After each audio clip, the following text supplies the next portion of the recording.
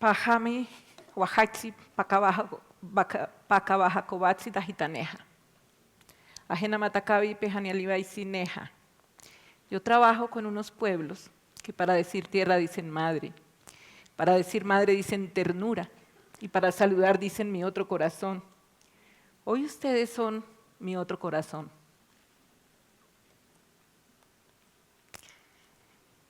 De estos pueblos aprendí que nadie viene al mundo por error, que en este mundo nadie falta y nadie sobra, que siempre estamos los que debemos estar y que estamos en el momento justo y en el lugar adecuado para cumplir nuestros propósitos.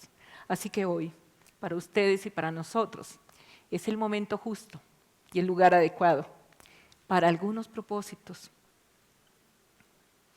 Hace 36 años, yo tenía 17 años, había terminado mi bachillerato y no sabía qué carrera escoger. Las universidades me presentaban varias propuestas, por ejemplo, medicina, derecho, odontología, psicología, trabajo social, y a mí eso me parecía como una lista de mercado. Yo no tenía ni idea qué carrera escoger. Entonces mi primo Alirio, que trabajaba en el Bichada, me dijo, ¿y por qué no hace una experiencia de trabajo? Yo soy profesor en el Bichada con unos indígenas. Vaya y hace una experiencia y de pronto, mientras tanto, piensa qué va a estudiar. Pues a mí me llamó la atención. Me llamó muchísimo la atención porque en el bachillerato a mí me enseñaron que los indígenas eran los primeros habitantes de América, que se alimentaban de un tubérculo venenoso y que utilizaban unas flechas envenenadas para cazar o para hacer las guerras entre ellos.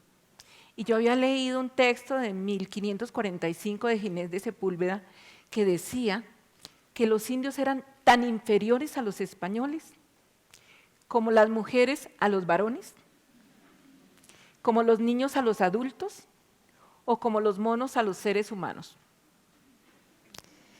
Y después también leí en esa misma época del bachillerato un texto de Laureano Gómez, ya en 1928. Él decía que nosotros los colombianos somos una mezcla de españoles, indios y negros. Y él decía que la verdadera identidad y el verdadero progreso lo deberíamos buscar en lo que heredamos de los españoles, ya que lo que heredamos de los negros y de los indios, decía él, son estigmas de completa inferioridad. Así que me fui al Bichada y lo primero que me di cuenta es que los colonos le decían a los indígenas los irracionales. Y ellos también a veces nos decían, oiga ustedes los racionales. Empecé a escucharlos, a aprender su lengua, su cultura, y empecé a descubrir cosas sorprendentes. Por ejemplo, que los adjetivos en este idioma se comportan como verbos, que yo no puedo decir rojo, amarillo, blanco, azul, sino que tengo que conjugar los colores. Y yo en castellano no puedo conjugar los colores, yo tendría que decir algo así como verdea, rojea, amarillea, pero no encuentro cómo decirlo. Ellos me decían, es que no, el color no existe, solo hay tonalidades de color. Por ejemplo, si yo estoy cerca es verde y si me alejo es azul. Por lo tanto, esto es un verde azuloso o un azul verdoso. Entonces me di cuenta que la manera como perciben la realidad es totalmente dinámica, no es fija. Y más sorprendida quedé cuando me di cuenta que en su idioma no puedo expresar futuro indefinido ni pasado indefinido. Por ejemplo, yo no puedo decir cantaré, no sé cuándo, pero algún día cantaré. No puedo decirlo. Yo puedo decir mañana canto o en el próximo verano canto, pero no puede ser indefinido. Entonces pensé, oiga, ¿y cómo hacen los proyectos? Si la palabra proyecto está preñada de futuro, ¿cómo hacen los proyectos? Y la escuela preparándolo a uno para el futuro. Aguante, resista, obedezca, ¿para qué? Para el futuro. No sabemos qué futuro, pero para el futuro. Entonces empecé a entender por qué los niños se volaban del internado, se volaban de las escuelas. Había una deserción escolar altísima y más o menos se daba en las mismas épocas. Una vez se volaron unos muchachos y les pregunté por qué se volaron. ¿Los trataron mal? Dijeron no. ¿No les gustó la comida? Dijeron no. Entonces, ¿por qué se volaron? Dicen, porque es que es muy triste estar encerrado en un salón solamente para que el profesor gane sueldo. Mientras tanto, nuestra familia está en la playa comiendo huevos de tortuga. ¿Ustedes cómo saben que su familia está en la playa comiendo huevos de tortuga? Me dicen, mire Ruth, es que cuando sale ese lucero en el horizonte y canta el sapo, es que ya salieron las tortugas. Y nuestra familia se va a vivir allá y a comer huevos de tortuga en la playa y nosotros aquí encerrados. Por eso es que nos volamos. Y cuando pasa la época de los huevos de la tortuga, nosotros regresamos. Durante los 10 primeros años empecé a prepararme. Y me preparaba en simultánea. Por un lado los escuchaba, pero por otro lado cursé estudios de comunicación social. Y después de maestría en desarrollo social. Pero tuve necesidad de tomar cursos cortos de antropología y de lingüística. Porque me di cuenta que para trabajar con estos pueblos no basta una sola disciplina. Que se necesita un trabajo transdisciplinario. Pero además que hay que hacerlo en equipo, con equipos transdisciplinarios. Y he tenido la fortuna a lo largo de toda la historia de contar siempre con equipos interdisciplinarios, es decir, este trabajo no es para solitarios. Pero además, parte del equipo interdisciplinario es mi esposo y mi hijo. Yo digo que además de ser mis amores, son mis colegas. Una vez me dijeron los indígenas, camine a una reunión que van a evaluar un proyecto. Era el proyecto que se llamaba Holanda-Colombia. Venían los holandeses, habían invertido unos recursos por 2 años y ahora iban a evaluar el proyecto. Entonces le pidieron a Margarita, una amiga mía que ya se murió, que fuera de intérprete, porque los indígenas solamente hablaban su lengua. Entonces fuimos. Los profesionales del proyecto, antropólogo, socióloga, trabajadora social y pedagoga, habían durante 2 años hecho talleres en todas las comunidades para tratar de fortalecer su organización y su cultura. Cuando les preguntamos a los indígenas cómo les pareció el proyecto, empezó una discusión en el idioma sicuani y discutían y discutían y discutían. Nos miramos con Margarita y Margarita me dijo, ¿qué dice? Le contamos a los holandeses lo que está pasando. Dije, pues contémosles.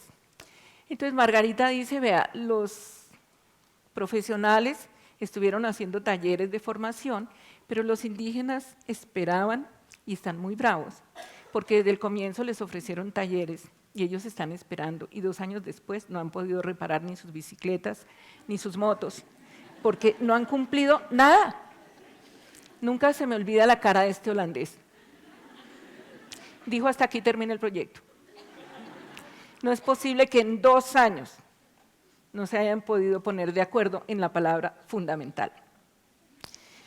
Y así vimos fracasar proyectos de ganadería, proyectos de especies menores, proyectos de infraestructura, proyectos de agroindustria.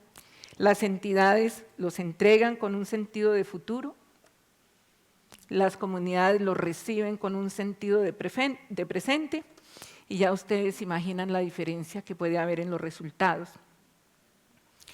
La queja más frecuente era contra la escuela. Dicen, el indígena que estudia se vuelve perezoso, no habla su lengua, empieza a avergonzarse de la mamá, de su familia, de su alimentación, y se vuelve flojo, no aguanta las grandes jornadas, no aguanta el calor, pierde el equilibrio para pasar un puente. Entonces empezamos a ver cómo cambiábamos la escuela. Y lo primero es tratar de promover que las escuelas estuvieran en la comunidad para que no hubiera internados. Segundo, que los profesores fueran indígenas, porque los profesores blancos que iban del interior del país no se amañaban, no se adaptaban, se enfermaban, y pensamos que son ellos mismos los que deben hacerse cargo de su educación. Empezamos a cambiar los planes de estudio, a incluir dentro de los planes de estudio su idioma. Pero fue necesario definir un alfabeto, por supuesto, con la asesoría de lingüistas, de antropólogos, definir una gramática, establecer unos neologismos y un metalenguaje para que ese idioma pudiera entrar a las aulas. Pero entramos también las etnociencias, la etnohistoria, la etnobotánica, porque pensamos que son conocimientos que no pueden estar vedados. También abrimos colegios en la mitad de la selva, en la mitad de la llanura, pero apoyamos también, en convenio con varias universidades, que los profesores pudieran acceder a licenciaturas, modificando los planes de estudio. Y en todo ese proceso seguíamos escuchando y aprendiendo. Y encontramos parte de lo que nos enseñaron los indígenas, es que para conocer el país hay que recorrerlo. Que no se conoce en el mapa y en el videobeam, sino que hay que recorrerlo, hay que recorrer la selva, la llanura, la montaña, las costas.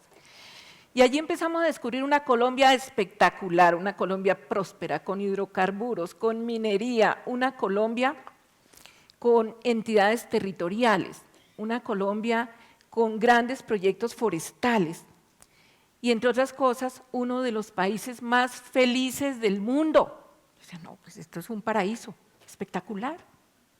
Sin embargo, esa misma Colombia es uno de los países más inequitativos del mundo, con una guerra de más de 50 años que tiene el país hoy polarizado, con unos problemas de corrupción política y administrativa que nos producen mucha vergüenza, con problemas de narcotráfico, con problemas de sentido de pertenencia. Y en medio de esa Colombia, 102 pueblos indígenas, inteligentes, con alma, con corazón, con una manera distinta de ver el mundo. Esos pueblos hablan 65 idiomas distintos al español y cada idioma es una perspectiva distinta de ver el mundo. Estos pueblos no son pobres, son dueños de más de 700 resguardos que suman más de 34 millones de hectáreas. El color naranja son los resguardos indígenas. Y los punticos que aparecen allí son los pueblos indígenas en riesgo de desaparecer. Entonces yo me pregunto, ¿pobres? No son pobres. Los hemos empobrecido con nuestras prácticas depredadoras, con nuestro paternalismo, con el asistencialismo, con la arrogancia y la exclusión. 34 millones de hectáreas. El predio Putumayo en un avión casa gastamos 20 minutos atravesándolo.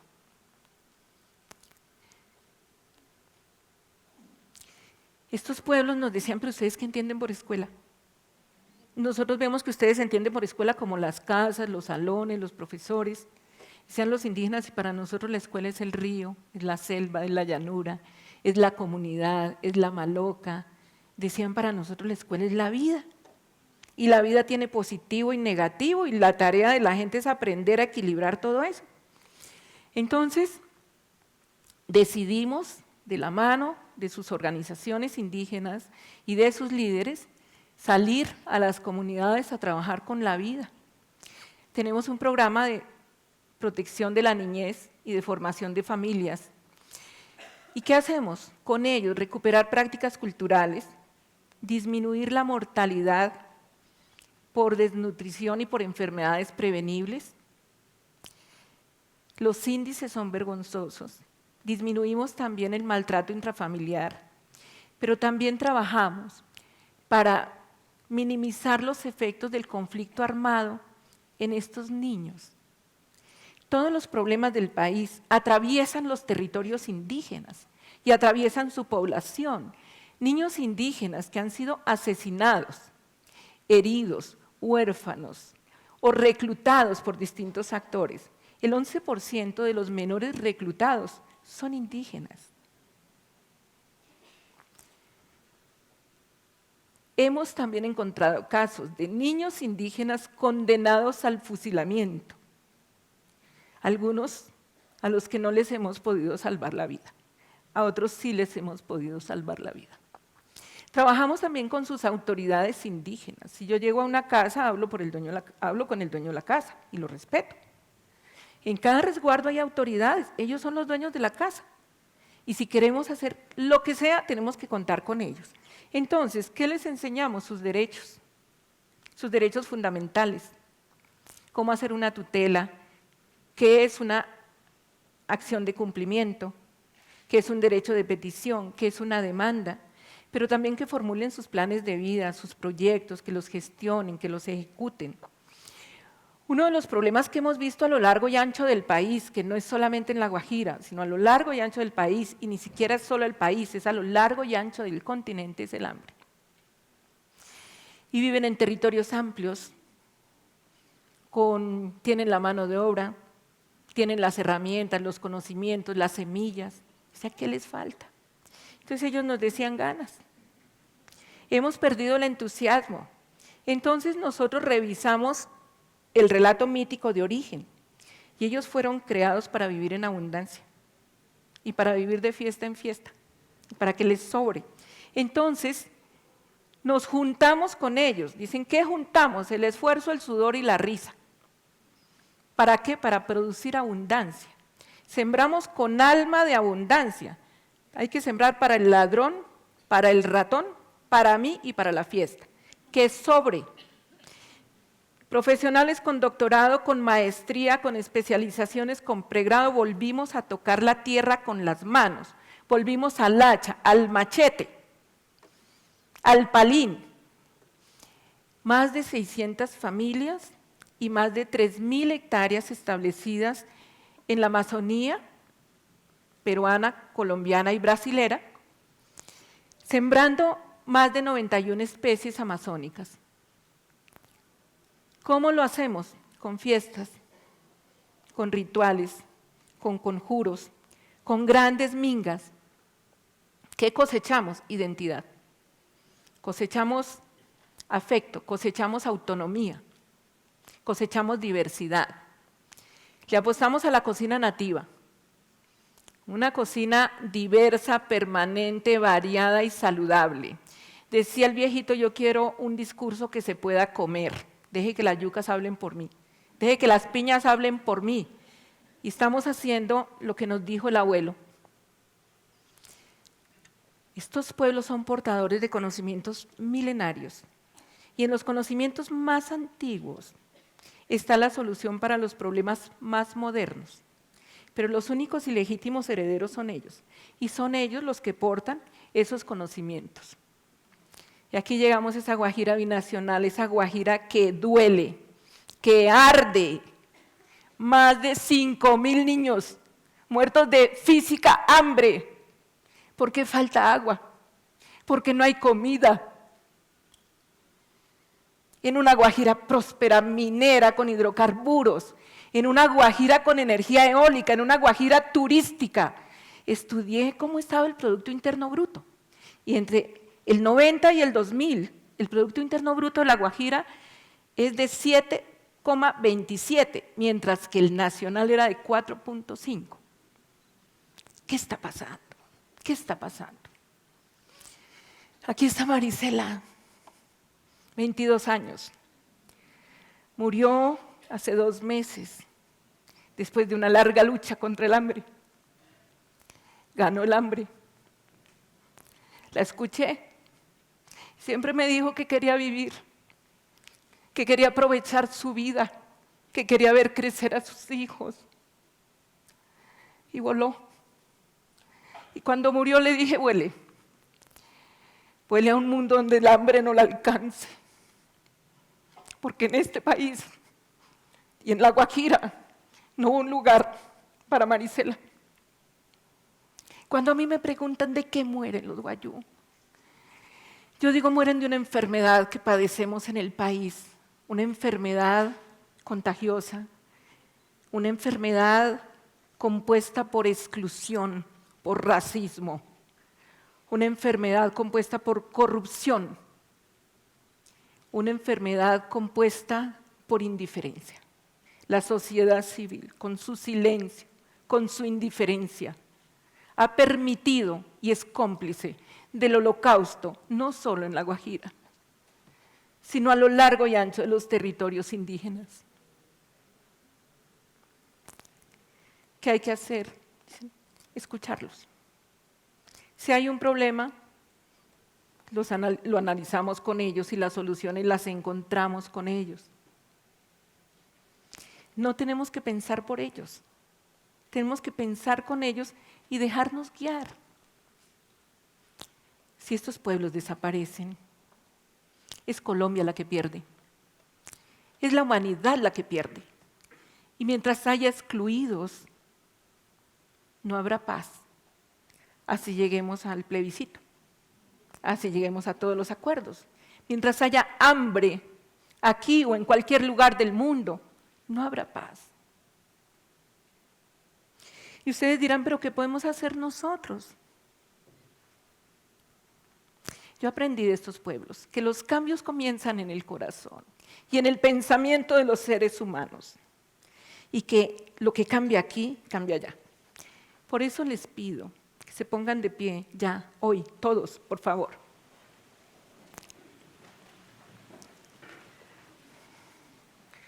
Les pido que cierren los ojos y que nos ubiquemos frente a un espejo. Y que en ese espejo identifiquemos los rasgos indígenas que tenemos en nuestro cuerpo.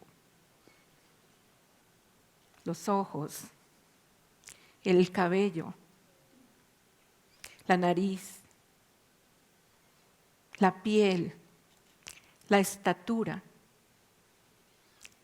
Y quiero que repitan conmigo, a un solo tono y con fuerza, rasgos indígenas. Todos, por favor, rasgos indígenas. Los llevamos dentro. Ahora los podemos ver. Los reconocemos. Antes no los veíamos, pero ahora los podemos ver.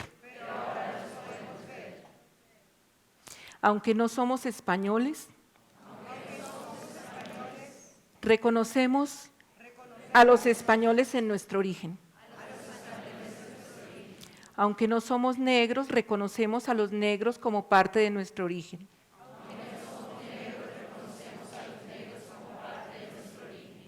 Y aunque no somos indios, reconocemos a los indígenas como parte de nuestro origen. A nuestros ancestros indígenas les decimos que gracias por la vida que nos dieron,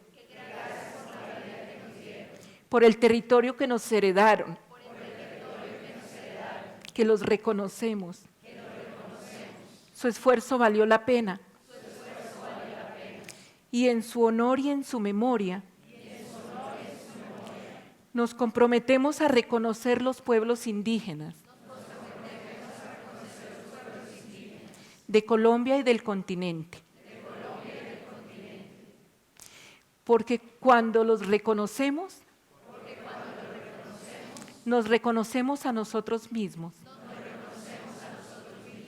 Y cuando los respetamos, nos respetamos a nosotros mismos. Muchas gracias.